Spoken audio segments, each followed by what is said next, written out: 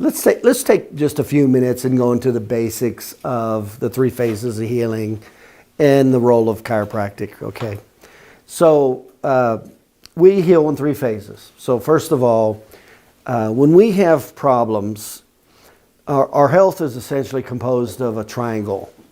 It's basically there's the chemical nutritional component, there's the emotional mental component, and then there's the physical component. All of them interrelate. So you can obviously directly negatively affect your health with nutrition, physically or emotionally, mentally, but they will interrelate. You can have stress that affects you physically, you can have physical problems that affect you mentally. So it's like the triangle of health. Okay. So the role of chiropractic is, let's say from a nutritional standpoint, chemical, let's just leave that alone. If somebody has problems in that arena, let's just refer them to a proper specialist in that arena. If they have problems in the mental emotional arena, let's just say we refer them to that specialist in that arena. That takes us over to the physical arena.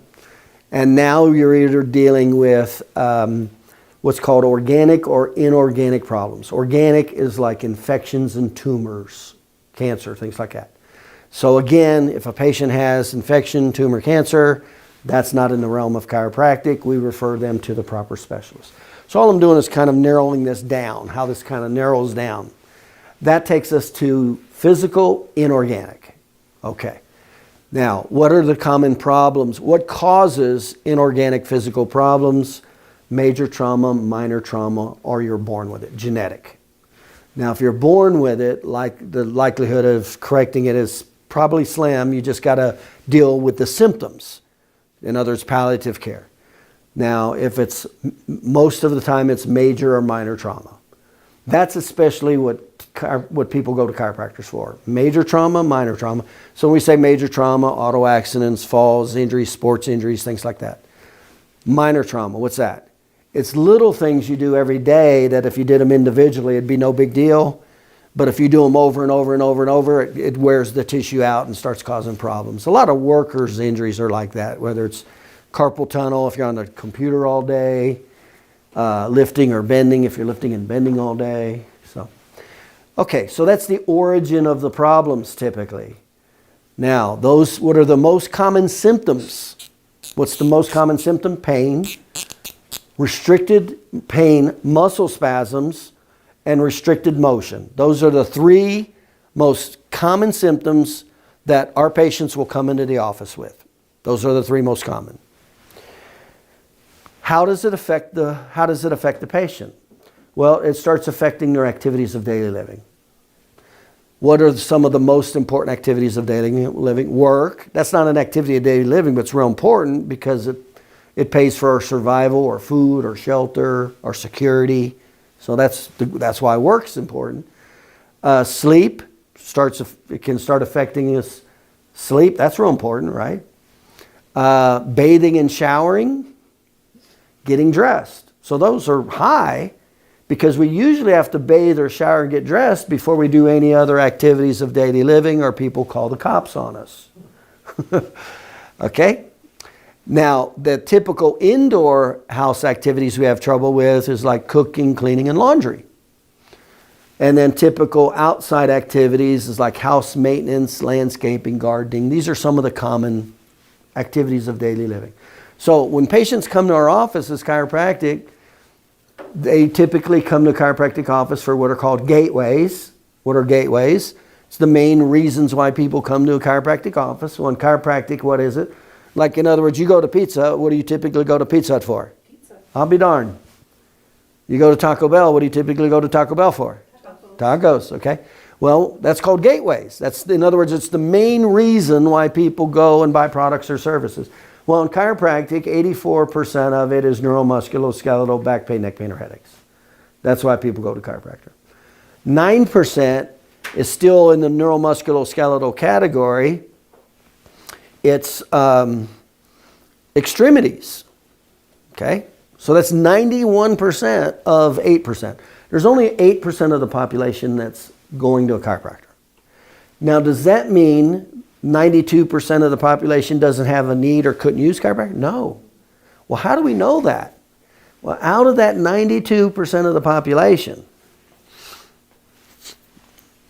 50%, did you know the second leading cause of patients going to a general practitioner is for back pain? It's the second. There's more patients driving by this chiropractic office going to a medical doctor for back pain than stopping in here. It's the, did you know it's the second leading cause of going to the hospital?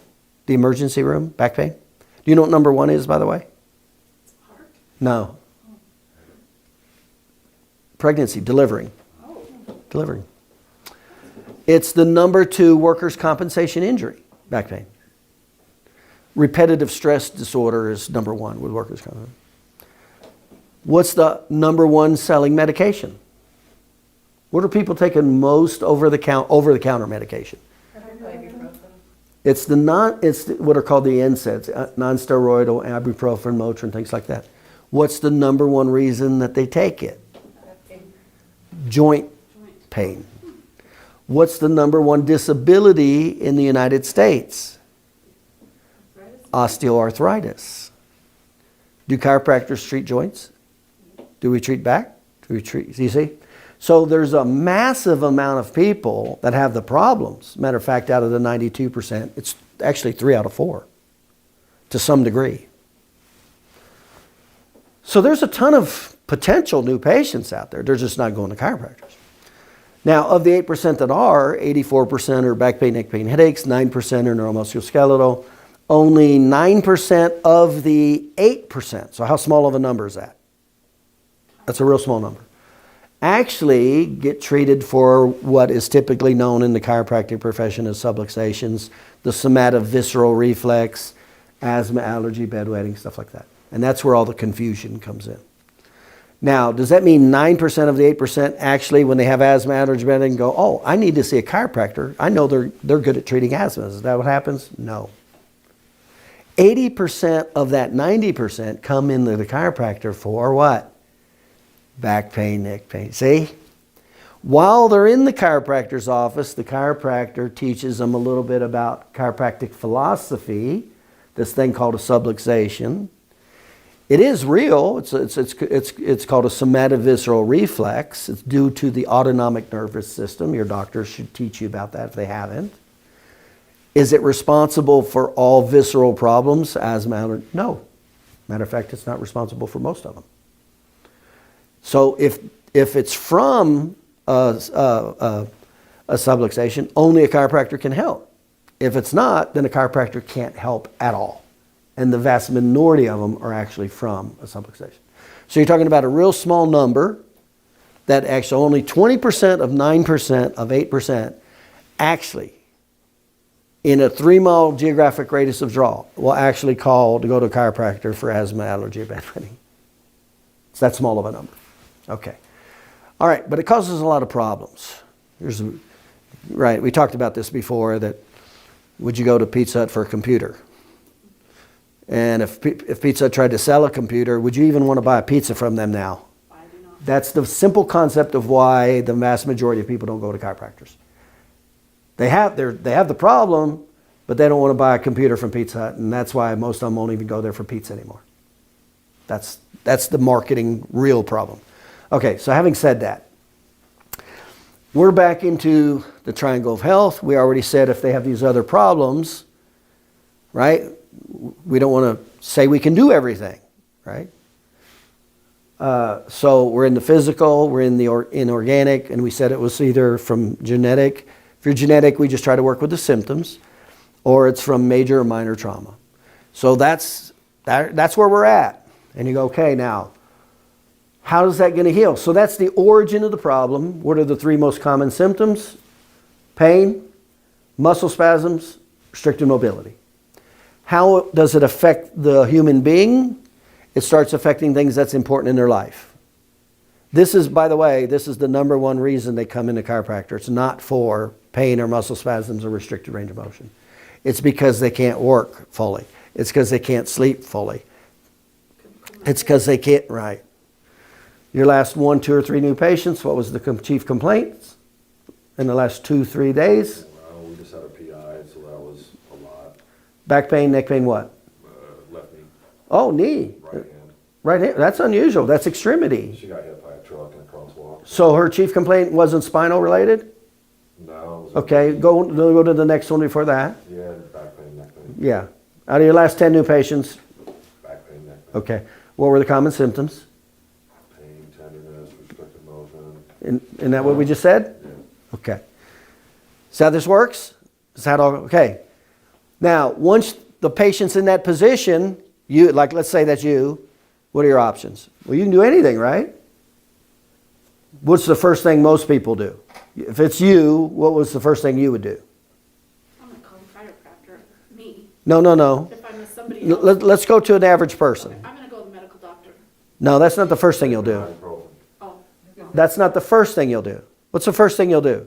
If it hurts when you do this, what's the first thing you'll do? Stop. You'll stop doing that. That's the first thing you'll do. Got it, yep. You'll limit your behavior that's causing the pain. In other words, the dynamic motion that's causing it, that's what you'll stop doing. And then you'll live with it. You're not going to run to the doctor. You're not going to take the time and money to go to the doctor right away, are you? Nope. That's right. So then you'll just not do that and you'll live with it for a while, right? Okay. And then what's the next thing you'll do? Home care. You might try some home care, right? You might try an ice pack, right? And then what's the next thing you'll do? I'll probably call the medical doctor. You'll jump that fast? Probably, well, You'll jump over the counter and go right to prescription? No.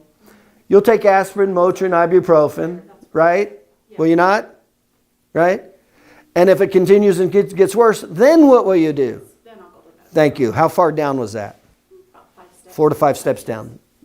Isn't that true what I just said? Can you see yourself playing that out? Yep. Yeah, that's what happens. Okay, so they come to our office. We know this. The patient heals now in 3 phases. In other words, you're going to heal. When you have these injuries, you're going to heal in 3 phases. It's called the 3 phases of healing. It's how we heal physiologically. It doesn't matter who you go to, that's how you're going to heal. Okay? So let me just share with you real quick. You go to, let's put up here GP. Let's put up a physical therapist, and let's put up a chiropractor. And let's say the inflammation phase, the repair, and the remodel. So in the first 72 hours, there's inflammation, then there's the repair phase. What happens here is regenerative nerves go in, they're more sensitive, they can get caught in the collagen. That's the bad part of this neurologically. From the connective tissue, the collagen can go in there. It's not as strong, it's not as elastic, and not as strong. So that's what happens. So if it heals wrong, you have increase in number of nerves. That causes future pain. The nerves fire at a lower threshold. In other words, when you could do this before, now they fire. The nerves can get trapped in the scar tissue. That's the number one reason for failed back surgery syndrome. That's why they keep trying to do smaller and smaller incisions, laser and micro. That's why right there. And then the collagen is only 70% as elastic. What does that mean? That means when you could do this before, now you can't. Now you can only do this.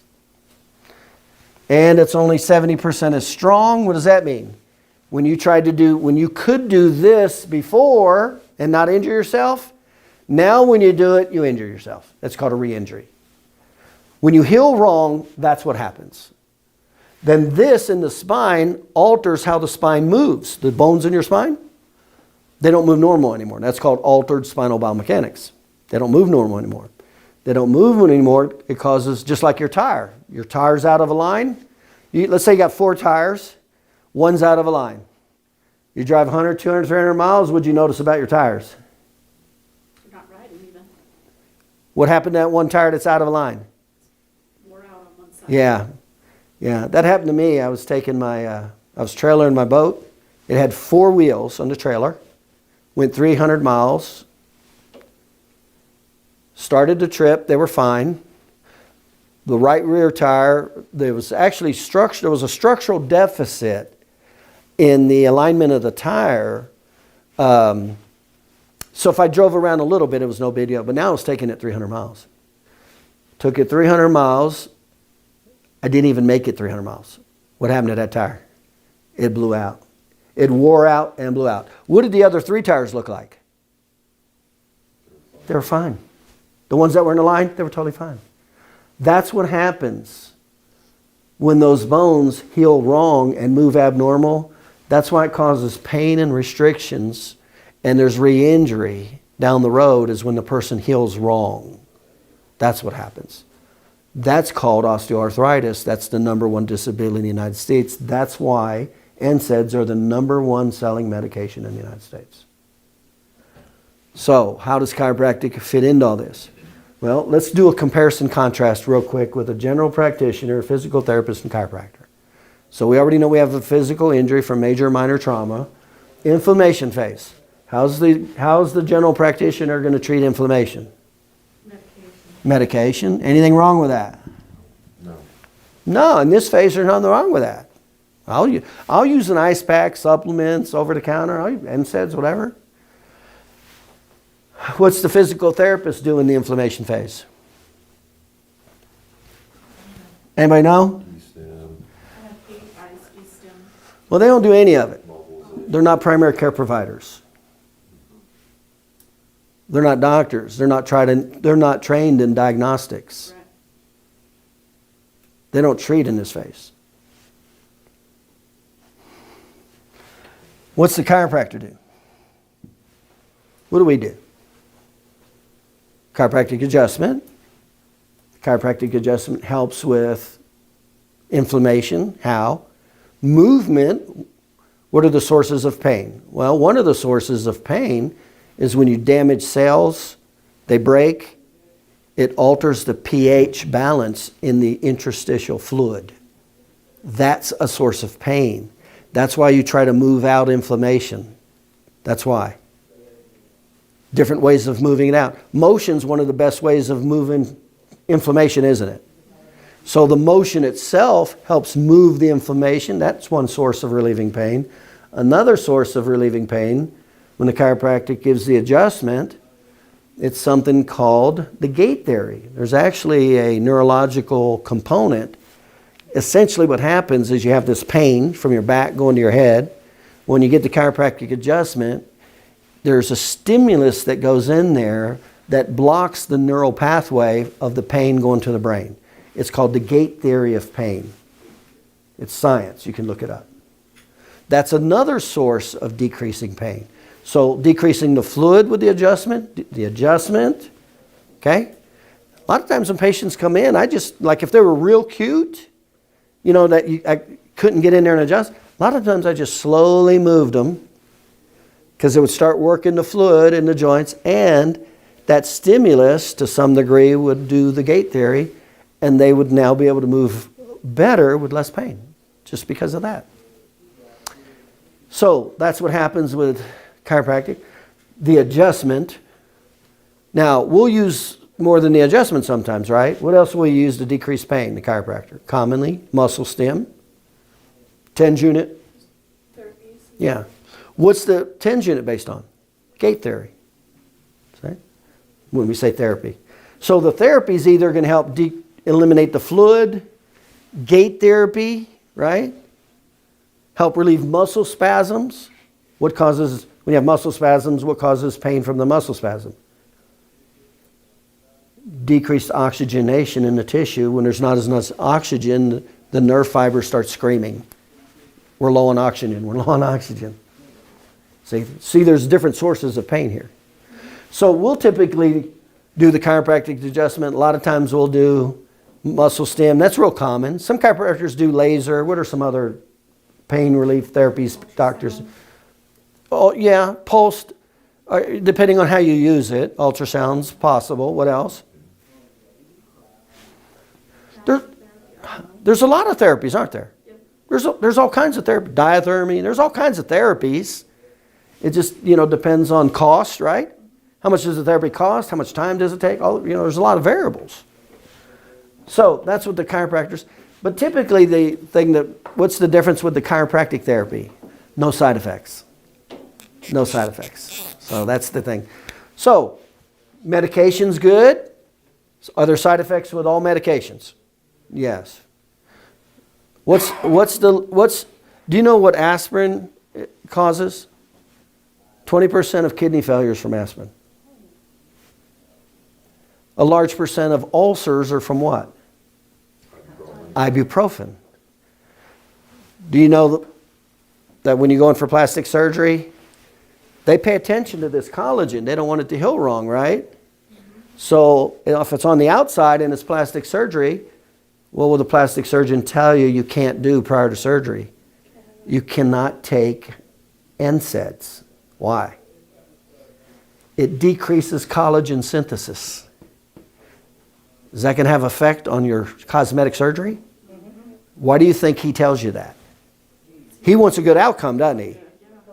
But the general practitioner will give it to you and tell you to take it. Why? Because it's internal. You won't see it. You can't see it if there's erosion in your gut lining, can you? You can't see it until it's too late, right? That's why. That's why the plastic surgeon will say, no, we're not doing surgery if you've taken NSAIDs, a certain amount. I want it out of your blood system before we do the surgery. Okay, so that's what happens here. So this is good. I'll take ibuprofen every now and then. I'm not going to take it the rest of my life every day, though, because of the side effects.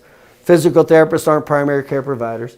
Now, when you go to the repair model, when you go to the repair phase, and you have the neurological components, the goal here, the therapy goal, is to decrease pain, inflammation, and muscle spasms. That's the goal here.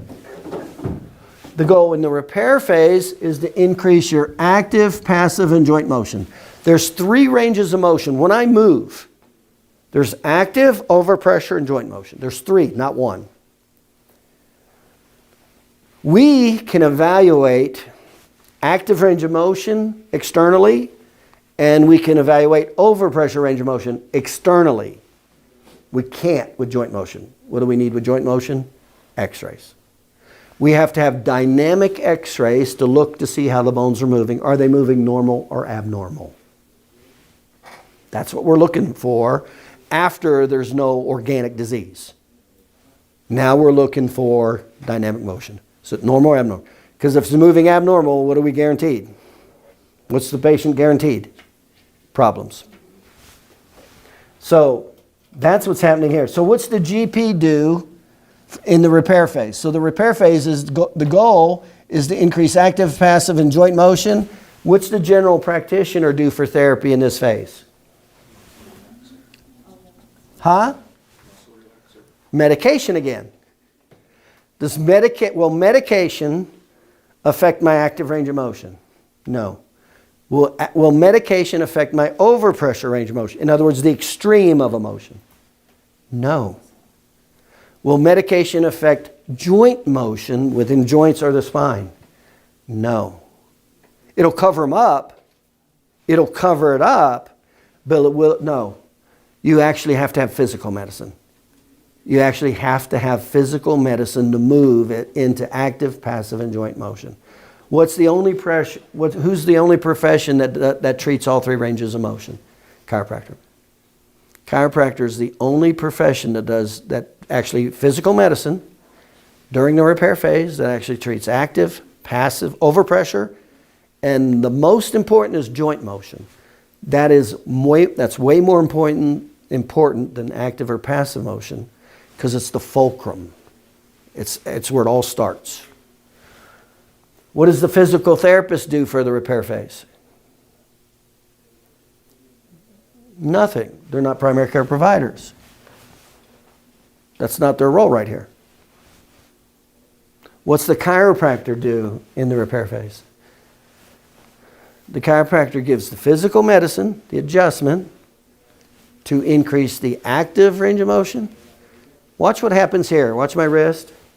What happens if I move this joint 3 millimeters? If I moved it right down here, only down here, 3 millimeters. How much is it going to affect it way out here? A little or a lot? I just moved this 3 millimeters. How far out is this?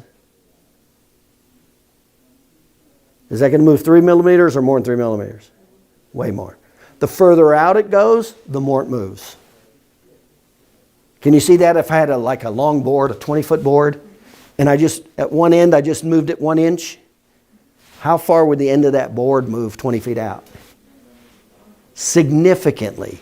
So anything outside, from the spine out, it significantly increases that movement. This is why chiropractic is so good with professional athletes. Because if a professional athlete can move 1, 2, or 3 millimeters in the central, the fulcrum, how much more can they move to turn their head all the way around to catch the pass? You see? In other words, they can do everything more. Okay. So, the chiropractor does the chiropractic adjustment that affects active, passive, and the joint motion to get as much of that full range of motion back to normal as possible. Now, that's what happens in the repair phase. Now, in the remodel phase, this is done physiologically. This actually happens in an electron microscope. You can see this happening here. That's why it's called the repair phase. This is all active. So we're trying to work with it while it's active. A really good example is like concrete. When you lay wet concrete, you can mold it. That's the repair phase. We're molding the collagen tissue, creating the alignment, increasing the strength, all that stuff. Okay, it's not happening. There's no more concrete being laid over here. In the remodel phase, concrete's being done laid. Now you have a limited time before it dries. You guys have seen concrete when people put their hands in there, right? How hard is it to straighten that out after it dries? You can't. It's permanent. That's called permanent. It's called MMI. That's the 3 phases of healing. That's how it works. Now, what therapy are we trying to do here to decrease? Remember, what are we trying to do? We're trying to decrease pain and inflammation and muscle spasms in the repair phase. We're trying to decrease nerve sensitivity and the nerves getting trapped in the repair phase and increase all 3 ranges of motion, active, passive, and joint motion. And in the remodel phase, we're trying to increase the strength because that collagen is on the scar tissue. It's only 70% as strong. So if you heal wrong at 70% as strong, what's your likelihood of re-injuring yourself? Greatly. Real high, yeah. And it's only 70% as elastic. What does that mean to you when you're trying to do laundry and you're trying to pick up, whether it's a basket or pick up your child? What does that mean to you? Only gonna be able to do it. You're not going to be able to do it at the end. That's where you'll be restricted. Some of you guys, that's maybe happening right now. Any of you guys have old injuries? You feel the restriction or pain in some particular plane of motion? That's why right there. I just shared with you why. So what we're doing as chiropractors is in this phase, we're trying to decrease the pain, inflammation, and muscle spasm. This can last anywhere up to 72 hours, 3 days, if there's no further irritant. But that's if we lived statically. Do we live static lives? No. So to some degree, there's some kind of irritant that kind of pushes that on. We're trying to refrain from it. Here, we're definitely trying to use physical medicine with chiropractic within the joints to restore all 3 ranges of motion as much as possible while we still have a chance. That's what we're trying to do here. And then here, we're trying to increase the strength and the elasticity. This is the goal, strength and elasticity. This is the goal of each one of these phases, and this can last anywhere up to 12 months or longer, is what this is. In other words, there's windows for all this to happen. Otherwise, that concrete dries. Now, in medical, that's called MMI, maximum medical improvement. It's permanent the rest of your life. Like you. You have that problem, whatever it is. You still have it day to day, week to week, month to month, right? Yeah. Doesn't matter, you have it. You probably get treated for it, right? Do you, or no? Oh, yes. Now I do, yeah. But it's too late. It is too late. Now, for that injury, it's too late for that injury. It's not too late for a new injury, because she gets a new injury, what's happening? This is all starting all over with the new injury. So it's not too late for new injuries. So what's the only therapeutic goal right now with her? It's just symptom care. That's it. Just periodic care. In other words, to affect the nociception, the nerve firing, the gait theory. But it's the abnormal movement that's causing the restrictions and the pain that limits her activities of daily living. She gets an adjustment. And as soon as you get an adjustment, you probably feel you can move better, right? But it's temporary, isn't it? Because it's a permanent problem, that's why. So this is what's happening physiologically. So that's what we're trying to do here. So what we're trying to do is work with the patients. So this is clinically what we're trying to do. Now the only two considerations left. And by the way, if you're a patient, you knew this, and let's say money or time were not an issue, but you now know this with your problem. Which one of these three phases do you want us, the chiropractor, to help you with? Inflammation, inflammation repair, or remodel? One phase, two phase, or all three phases? Why? Yeah, you can't do anything if you don't get all three. Like, Well, why would you want all three? Now that you know this, and money and time is not an issue, why do you want all three phases of care? because I'm gonna feel better. Why else? What's the real reason? You want to feel better, what's the real reason? So you can fully heal? Huh? So you can fully heal? Exactly. You don't want to heal with a permanent problem the rest of your life. Mm-hmm. That's why you want to. See, if it was just feel better, you would just pick the inflammation phase, right? Yeah. But you picked all three of them. Why did you pick all three? Because you know better. Because you know better now. Yeah. You know the process. And what are you trying to avoid? Having to. You're trying to avoid pain and restrictions the rest of your life. That's now that you know better. But if you didn't know any better, what would you base your care on? How you feel? How you feel, right here. And that's the first thing that's the first test that starts to clear up. Symptoms start to clear up in intensity and frequency first. So how do we know how the patient, if they're getting better, worse, or staying the same, or if they're going to end up with a permanent problem to some degree? How do we know that as doctors? Tests. We're going to look at the test. We're going to do tests. So what tests can we look at to tell us how this is improving, if it's going to be 100% gone, or it's going to end up being permanent to some degree? How are we going to know that? It's the test. Some tests are more important than others. What's one test? Symptoms. Symptoms are important, right? If you're 100% healthy, you shouldn't have any symptoms, right? But you should not have any symptoms, not just in the neutral position, right?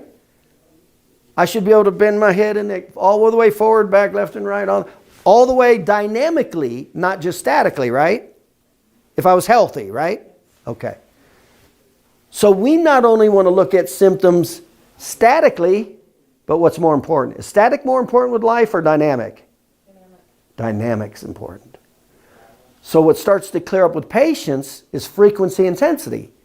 And then neutral position clears up. What's the last symptoms to clear up? Dynamic motion in the plane of injury. If the plane of injury was bending forward, that's the last motion to clear up symptom-wise. Does this make sense? So how important is it to maybe test that? Makes sense, doesn't it? Okay, so that's what we're doing.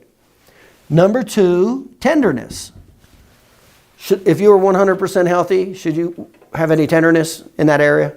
No. No. Now, what's important with the tenderness? Static or dynamic testing? Do you live static or dynamic lives? Are you okay with just the doctor helping you be totally normal, pain-free, but when you start moving, now you have pain and restrictions? Are you okay with that? No. What do you want if you're a patient? No pain, no tenderness. With what? Movement. Movement. Is this common sense or what? Do you see why my patients pick all 3 phases of healing?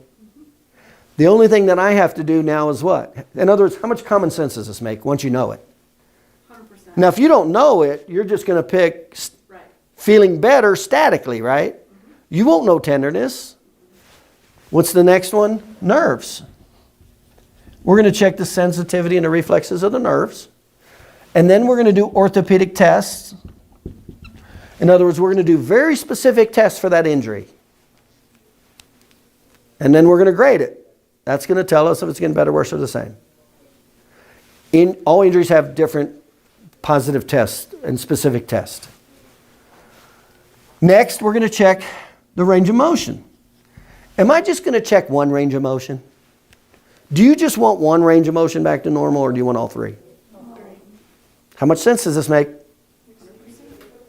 So I'm going to check all three ranges of motion. Now, as the doctor, I can only check his active range of motion in all planes and his overpressure range of motion. What can I not do as a doctor? Which range of motion can I not see? Joint motion. What do I have to do to see his joint motion? X-rays. I have to do x-rays. What kind of x-rays? Neutral or dynamic x-rays? I got to have him move, take the picture. Move, take the picture. I got to see how it's moving. Because I know if that spine's not moving normal, even if you're 100% pain-free, and that spine's not moving normal, person has no symptoms, but you leave a little bit of cancer in there, what's going to happen? It'll spread. Could get worse.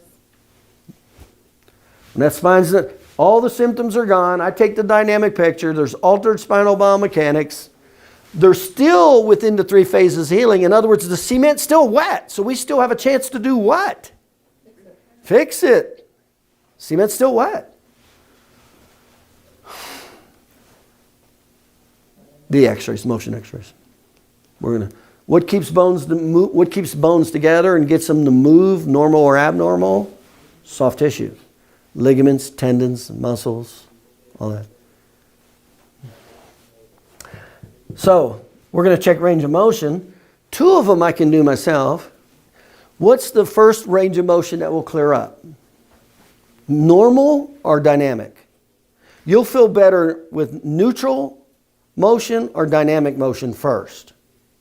Moving or not moving? Not moving. That's called neutral, not moving.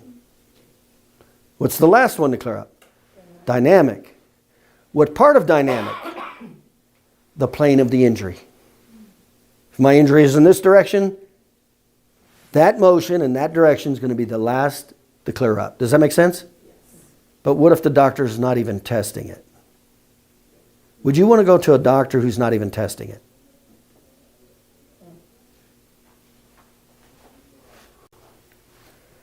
Okay.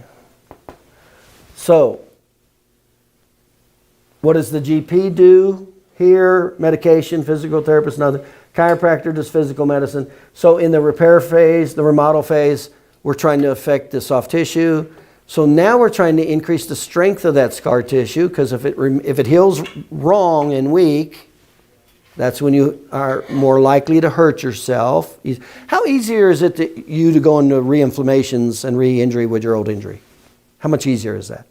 Real easy, right? That's why. Do you see why now? Because it's not as strong. And it's not as elastic, and you already know that, don't you? And it's more tender, isn't it? Why is it more tender? The nerves that have gone in there, they're more sensitive. There's an increase in the number of them, and they get trapped in the scar tissue. That's why she can probably feel no pain in neutral position. Is that a fair statement? Yes. And then you start moving, and the further you move, what happens to your pain? That's why. That's exactly why right there. She healed permanently wrong. We're trying to decrease that with every patient that comes in. So this is what happens. Here we're trying to do therapies to decrease the pain and inflammation. Here we're trying to do physical medicine, specifically and only chiropractic, to affect your active. Now over here, what do general practitioners do in the remodel phase? Medication. Is that what's needed in the remodel phase to increase strength or elasticity? No. You're just getting drug, and that's why drugs are the overwhelming therapy that everybody goes to. Because they don't know this. What does the physical therapist do in the remodel phase? Physical therapy. Are physical therapists good in there? They're the best. Physical therapists are the best in the remodel phase, period, bar none. What's the difference between a chiropractor treating in the remodel phase versus a physical therapist? Well, remember we said there's 3 ranges of motion? Which one are there's active, passive, and joint motion. This is in the repair phase. Which one do the physical therapists treat all three? No. Active. They don't even treat passive. They're the best in the remodel phase in the active range of motion. In other words, it's usually severe problems, strokes, coming out of comas, amputations. They're like gross range of motion. They're the absolute best, bar none, period. Chiropractors, would you agree with that? Chiropractors know that. Now, what's the difference between a chiropractor doing rehabilitation, in other words, doing some stretching and strengthening, versus a physical therapist? Well, the physical therapist is going to be dealing with what you would probably consider a lot more severe injury, number one. Number two, they're only treating active range of motion. I was in an auto injury 2 years ago. I went to the chiropractor for my spine, okay? Did I want the chiropractor dealing with my shoulder when I had a ligament injury in my shoulder? No, that's not what they're good at. But I went to the chiropractor for my spine because that's what they're excellent at. So I went to the orthopedist for the ligament in my shoulder because that's what they're good at. So it needed surgery. So I had surgery. So they go to physical therapy, right? I need to get my active range of motion back after surgery, right? Makes sense, right? Active range of motion, gross range of motion. So they work with my active range of motion. Did they do anything for overpressure range of motion? Overpressure range of motion is like, if this is active, I can do this on my own. Overpressure is an external force that takes it further. That's overpressure. And then joint motion is when you hear the chiropractor, like when you pop knuckles, or you hear the chiropractor adjust your spine and you hear the popping sound, that's called joint motion. It's called paraphysiological joint space joint motion. Okay? So did the physical therapist work on my overpressure range of motion in my shoulder? Not at all. Did he do any joint motion therapy? Not at all. So he was good with active. But when he was done, I still had problems with what? Overpressure of my shoulder. Over. So what did I ask him to do? I had to ask the physical therapist if he would, and then I had to show him how to do it. Then I wanted joint motion in here, because how important is joint motion? It's the fulcrum. So where did I go for my joint motion? Physical therapist, medical doctor, or chiropractor? Chiropractor. In other words, I got the specific therapy for the specific problem, but does the average person know what I just shared with you? I would not have known that if I had not gone to chiropractic school. I'd have taken medication and gotten surgery through the whole thing and ended up with permanent problems the rest of my life. But that's not what happened. I knew how to direct my care because I knew the injury and I knew the 3 phases of healing and what therapies were needed. So the difference with chiropractor, we'll do remodel phase of healing, but it's on a much more limited scale. And when we do it, we're going to be including active, passive, and joint motion. So we will do strengthening and we will do resistance, but it's not going to be this on the scale of somebody that had a stroke. Do you see what I'm saying? But after every injury, should we do at least a little bit of strengthening and stretching after every physical injury to some degree? Yes. Why? Because what do we know is going to happen if you don't get it? It's going to be weaker. It's going to heal 70%. It's only 30% weaker with 30% less elasticity. So to some degree, we want to offer that in there to get that back to as normal as much as possible. So that's the therapeutic goal. This is how chiropractic works in the scheme of healthcare. So there's the triangle of health. If it's chemical or nutritional, send them to the proper provider. If it's emotional, mental, send them to the proper provider. If it's physical, we need to know the difference when we do your consultation and exam. Is it infection? Is it tumor, cancer? That's not us. We need to send you to the proper provider. You have a physical problem, and if it's from major or minor trauma and it's mechanical, that's us. Then we're going to do what we can to decrease your pain and inflammation. If you want to take ibuprofen or Motrin, that's fine. I'm just going to let you know, just take them for a very short period of time. Then we're going to do the chiropractic adjustment. We're going to do they'll use ice packs at home. We may use muscle stim. That's typically what we'll do. Right after this, we're going to pay a lot of attention with active, passive, and joint motion therapies, physical medicine, and do whatever we need. If there's still some pain or muscle spasms, deal with that. Now, once they can move the joints fully, now we want to start increasing this, do some stretching in just active range of motion? No. Active, passive overpressure. To increase the elasticity as much as that will allow for that patient, and some mild resistance. Why? To help align the collagen to get it back to as strong as possible to prevent permanency and re-exacerbations. Now, that's what we're doing clinically. That's what everything's set up for. That's what we're doing. Okay. Now, if you know that, like you have an injury, you would naturally pick all three if time or money wasn't the issue, right? But time or money is an issue, isn't it? It's an issue with everything in life, isn't it? We all have limited time and limited money. Doesn't matter who you are, that's what it is. So, we don't have trouble when we explain this to patients. We kind of make it real simple. We dumb it down and make it real simple. I kind of went into a lot more with it with you ladies. And most patients go, that makes total sense. I agree that I'd like all of these normal, range of motion, muscle strength normal, neutral x-rays normal, and what's the most important diagnostic test out of all 6 of these tests? X-rays. What kind of x-rays? Motion x-rays. Why? So now we can look at joint motion. And which motion is most important? Am I going to be able to move at all if I got no joint motion? I'm not going to have any active range of motion over pressure. Everything starts with joint motion and it's evaluated on the x-ray. So out of all of these tests, which ones are going to clear up first typically? Symptoms. The frequency starts decreasing. The intensity starts decreasing.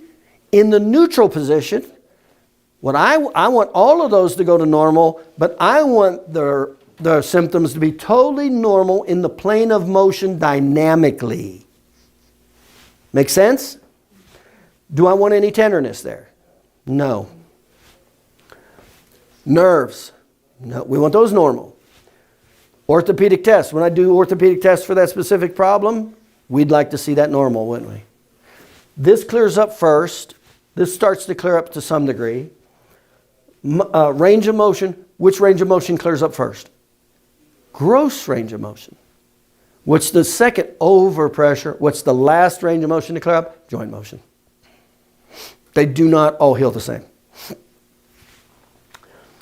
So you got range of motion, 3, muscle strength, neutral x-rays.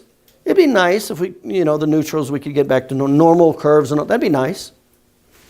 What's the absolute key to whether that spinal problem, is going to be back to normal 100% or as much as possible and not come back? Normal motion x-rays. But what if the doctor's not even doing them? You're not going to know. What if the doctor's not evaluating the symptoms dynamically? Is that the kind of doctor you want? What if the doctor's not evaluating the tenderness dynamically? Not just static, but dynamic. Is that the kind of doctor you want? Are you hearing this, doctors? What if the doctor's not testing the nerves to see how they're healing? Is that the kind of doctor you want? What if he's not doing the orthopedic tests that are specific for those injured joints? Is that the kind of doctor you want? And he's not quantifying them, so he doesn't even know if they're getting better or worse or staying the same. Is that the kind of doctor you want? Range of motion. You want a doctor that just works with you with active range of motion? In other words, let your overpressure range of motion heal wrong permanently the rest of your life in that plane of motion. Is that what you want? No. Joint motion, is that what you want? Do you want your muscle strength back to normal or as much as possible? Would you prefer to have as normal as x-rays, neutral as possible? Would you prefer to have your joint motion dynamically in the plane of motion back to normal as much as possible? Is that not really what you want? So what's the only two variables now? In other words, if that's all you knew and money or time wasn't an issue, how many of you agree, yes, sign me up. That's what I want. Sign me up. Does it make sense? 100%. Okay. So we're done with one part of the equation, right? Now, the patients that don't know this, they're basing their whole care on what? Symptom, none of these other tests, and what part of symptoms? Neutral or dynamic? Neutral. Because what do you do with dynamic when it hurts? You stop doing it. And then you do what? You take over-the-counter medication. And then you go through all three phases of healing, and at some point, that cement dries, and now that injury, whatever degree it is, it's permanent. It could be just a little one, but now a little one on top of a little one on top of a little one, and now you got an obvious permanent problem. We're trying to stop all the little ones and the big ones. That's what we're trying to do. Okay, so that's the cognitive part. You go, man, that makes sense. That sounds good. Man, that makes total sense. So, am I okay with taking NSAIDs? Am I okay with my patients taking NSAIDs, ibuprofen in the inflammatory phase? You bet I am. Because I'm not crazy. I'm going to do some natural pain relief and inflammation relief. Ice pack at home, chiropractic treatment, okay? Some stim. Here, I don't want them on medication here. I don't want them on ibuprofen and Motrin because now it starts causing ulcers, kidney problems, blood thinning. We cannot just keep taking this stuff like candy. I need physical medicine here, and I need it in all three ranges of motion or it's going to heal wrong, alter how the joints move. That's going to wear it out prematurely, and that's what's going to cause pain and restrictions, osteoarthritis, and limit your activities of daily living the rest of your life. There's things you can't do the rest of your life because of that injury, isn't there? When you had that injury, did your doctor explain this to you? No. Right. Okay.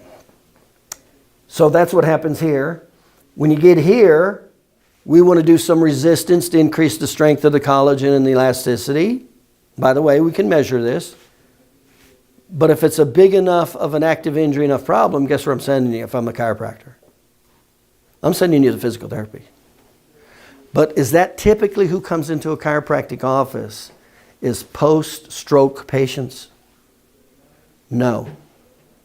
We deal with the lower end of rehabilitation, not the gross high end. That's where physical therapists are excellent, the best, and way better than chiropractic. Would you not agree with that? You have a gross active range of motion. You want to see a physical therapist or chiropractor? Gross active range of motion problem. Physical therapist. But that's not who comes in. Our patients come in with major minor traumas with not gross aberrant range of, they have restricted range of motion, overpressure, and joint motion. So we do some mild therapy, but in the rehab, but we want to pay attention to all three range of motion in rehab, active, passive, and joint motion, not just active. That's the difference it makes right there. Okay, so what's the last part of this equation? Well, the equation is need equals money times time divided by trust. So needs established. When you understand this, you're like, yeah, that's what I want. I want to try to get not only feel better, but I don't want permanent problems the rest of my life. Or to a lesser degree. Because a lot of times that's what we're doing also. We're trying to decrease the degree of permanency of a problem. That's what happened with me. This was going to be a permanent problem. I went through therapy to decrease the degree of permanency. Now we got money and time, right? So we need to make it affordable. So how do we make it affordable? Simply, we just take whatever the costs are for all three phases of healing. What therapies are we going to need here? This typically is daily, 3 to 4 days. That's what this is. This is typically 3 times a week or twice a week. Why? Because it's the physiology of how we heal. Now, you don't know this, but it's called Wolff's Law. It's called Davis's Law. It's called the science of the 3 phases healing and gait therapy. It's called the science of healing. Just like I can't get this muscle to get bigger or stronger by doing it once a week, by lifting weights once a week. Won't work. I got to have 2 or 3 times a week for it to work. That's what physical medicine does. That's why patients have to be seen 2 or 3 times a week. It's not just for the inflammation phase. It's now to start to affect the active, passive, and joint motion at a high enough frequency to affect Wolff's Law, Davis Law, Science of Three, the collagen, the neurology. You see, that's what's happening here. And then here in the remodel phase, we'll at least see them like twice a week, something like that for a short period of time, just to increase the strength as much back. We're not talking about Arnold Schwarzenegger type of weightlifting here. We're just talking about some mild resistance to get them from here to here. That's it. That's it. We're not talking about working out at the gym. That's not what we're talking about. And some stretching. Some stretching. Does wonders for how you feel, how you move, wonders. Permanently, wonders. So, what do we do with money? We like to take the total estimated amount of money. So, if this is going to be a few days, this can be anywhere from 6 to 12 weeks. The healing phase and the repair is anywhere from 6 to 12 weeks.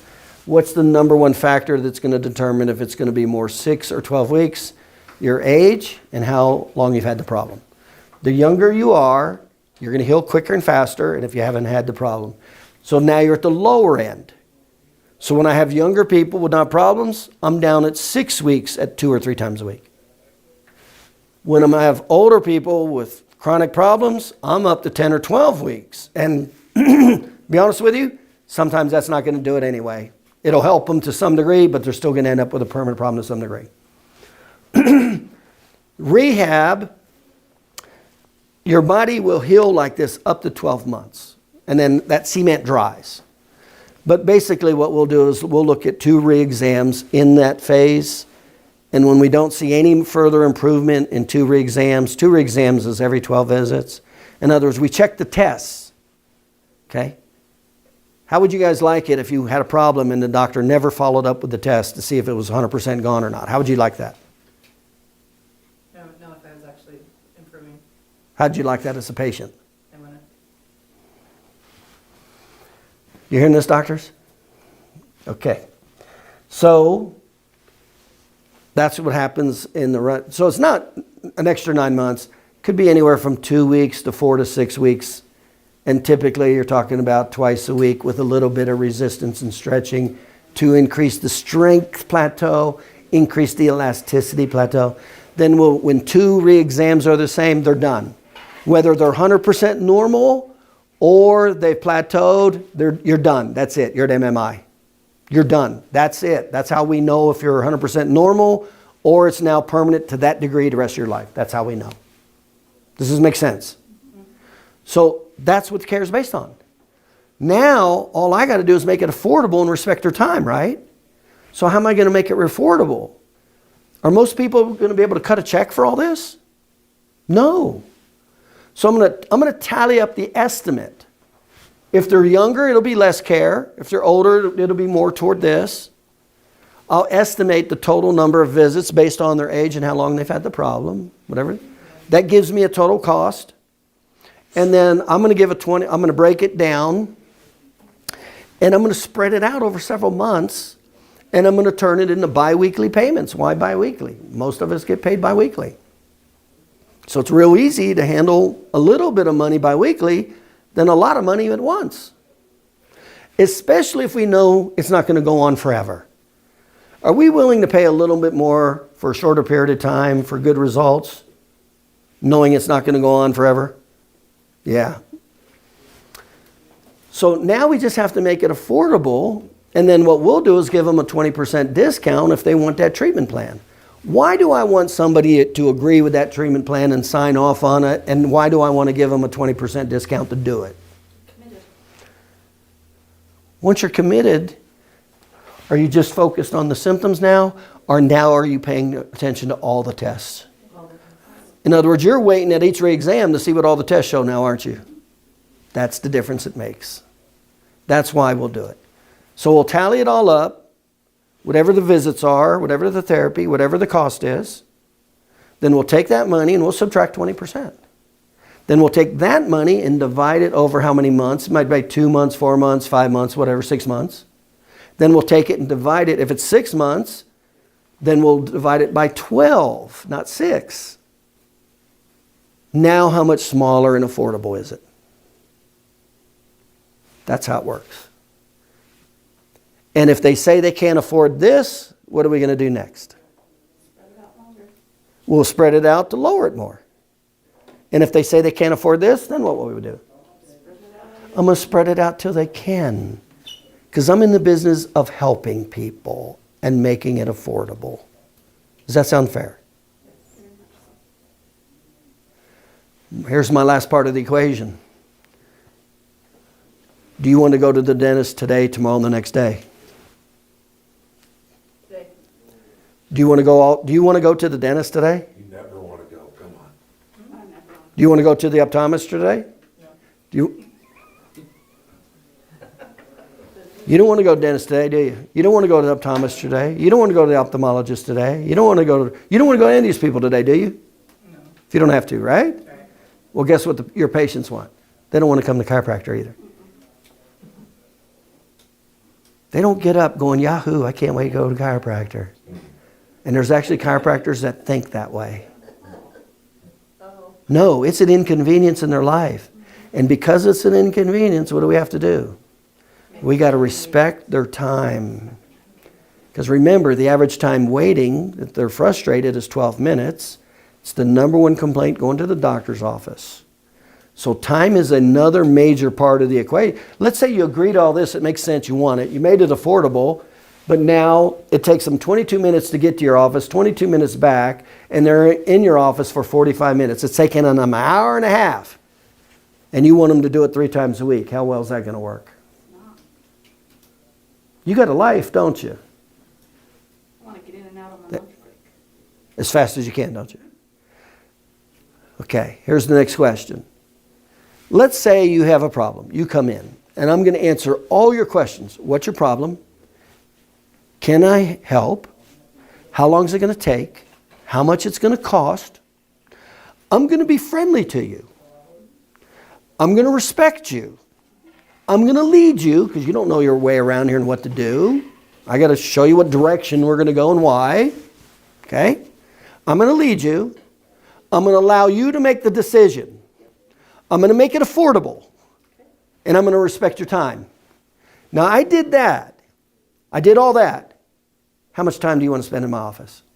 10 minutes at the most. 15 maybe. Did you hear that, doctors? The issue is not time. The issue is, did you answer what's my problem? Can you help? How long is it going to take? How much is it going to cost? Make it affordable. Respect my time. Treat me with respect and be friendly to me. That's the issue. It's not how much time. If I can do all that in 3 minutes, are you okay with it? That's the issue. Now, let's say I don't do any of that, and I keep you for 30 minutes, 40 minutes, hour. Now time isn't relevant. Now you don't give a darn about time, do you? Because I didn't even nail what you wanted. I didn't even handle what you wanted as a patient. So the concept that time is relevant to quality is not true. What matters is, did I answer your basic questions you want? What's your problem? Can I help? How long is it going to take to feel better? What's it going to cost? How am I going to do it? What's involved? Be friendly to you when I do it. Don't come with an attitude. Inform you, because you don't know how all this works. You guys been to doctors before that aren't friendly and don't inform you? You call that good service? How much of that is relative to time? It's not. See, it's not a time issue. It's not decreasing the amount of time with the patient. It's a quality issue. And if I can do those 4 things, be friendly with you, inform you, allow you to make decisions, make it affordable, and respect your time, So, how little time are you okay spending in my office? If I could nail all those things, how little of time are you okay with spending in my office? What's the answer? whatever. What? Whatever time is needed. As little as possible. I just told you I nailed everything. I just told you, I nailed all the big, did I miss something? No. I just nailed everything you wanted. What's the minimum amount of time you're okay with me spending with you? Say it again. As little as possible. Louder, please. As little as As little as possible. It's not a time issue. It's, are you answering these questions is the issue. I agree. That makes sense. Thank you. And that's typically not what's getting done in these doctors' offices. And they're taking too much time. And they're making you wait. Is that not true? And that's called bad service. Okay? So when my patients come in, they're adjusted within 3 minutes. I treated them with respect. I told them what their problem was. First of all, was friendly and courteous to them, acknowledged them. I found out their problem efficiently, told them what the problem is, if I could help, how long is it going to take to feel better, what's it going to cost. I was friendly, treated them with respect, informed them, led them, allowed them to make the decisions, made it affordable, and I made it to where they could go in and out. Okay? So how is it? How is it? So how long was a patient in my office? 7 minutes. How many complaints did I have from patients? 0. What was my referral rate? 74%. How okay were they, if they were in a tight schedule, to come into my office anyway? Because they knew they could, right? Money-wise they could. Time-wise they could. Knowledge-wise they could. That's the key. That's not about the amount of time you're spending with the patient. And they're not buying friends. We're going to be friendly. I'm going to be friendly to you. But you didn't come in to buy me as a friend. So that's what we're trying to deliver. That's what we're trying to give. We're trying to be respectful, courteous, friendly, lead them, inform them. This is called informing. Be efficient. Respect their money. Make it affordable. And honor and respect their time. Because they don't wake up in the morning and want to come to the chiropractic office 3 times a week. They got to go to soccer. You got to go to the grocery store. You got stuff to do. What kind of service is that now? Would you rather have that service? Or would you rather have a doctor who doesn't do these tests? He based it on symptom care only, neutral symptom care. Doesn't respect your time, doesn't inform you of the process of how it's going to work, doesn't redo the test to see if you're getting better, worse, or staying the same. Is that the doctor you want to go to? You know what I'm getting at, don't you? Because that's exactly what's been going on here, hasn't it?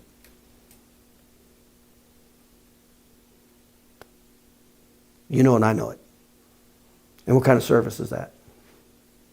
Is that the service you want for your mom, your son, your daughter? No tests to see if they're doing better, worse, getting the same? Not being informed, not helping them to heal as much as their body will allow, not making it affordable, not respecting their time? If you're not okay with it, then why are you delivering it? It's unacceptable. That's no longer the model we're using. We're going to give good service. We're going to be friendly. We're going to respect them. We're going to answer all their questions. We're going to inform them, allow them to make informed decisions. We're going to make it affordable. We're going to be efficient. We're going to respect their time. We're going to get them in and get them out. Because they got more to do in their life than to hang out in our office. And that's when they'll come back 3 times a week, twice a week, or once a week.